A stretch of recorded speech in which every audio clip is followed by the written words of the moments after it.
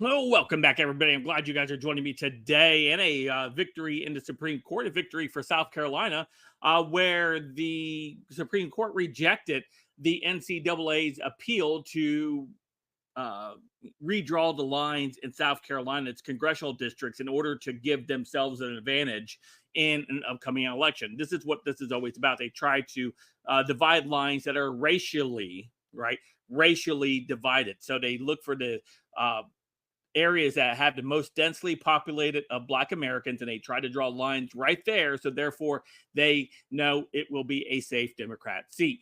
However, what Republicans did in the state of South Carolina was actually divide the lines how they should be divided. And they called it gerrymandering, of course, as they always do. But the Supreme Court wasn't having any of it. Supreme Court Judge Alito delivered the response, basically saying they did not provide enough evidence to show that it was racially motivated to cut those districts in half in order to make it a more fair, competitive district. Whereas, of course, the NCAA was arguing that no, it was disproportionate to the Black Americans in that area there because they will now no longer have a voice.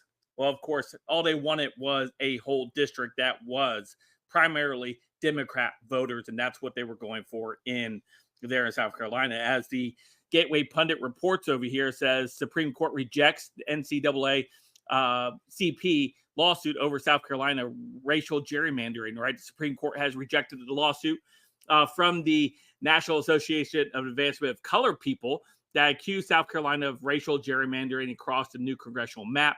In a 6-3 decision split across conservative and liberal lines, the court ruled that the challengers had not proven the state legislature's actions were racially motivated when it relocated thousands of Black voters from the state's first congressional district. Writing for the majority, Sam Alito said that there was no direct evidence that the race was an issue when the lines were drawn. No direct evidence supports the district court's finding that race predominantly in the design of District 1. Alito wrote, the circumstantial evidence falls far short of showing that race, not partisan preferences, and drove the districting process, right? And of course, Democrats are always seeking a way in order to tip the odds more and more in their favor. And they do that quite often whenever they have an opportunity.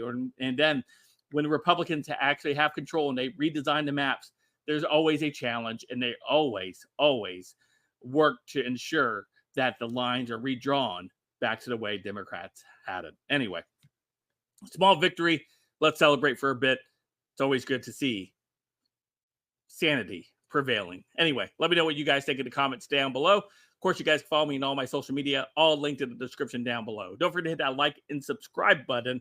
And until next time, I'll see you guys later. Have a great day.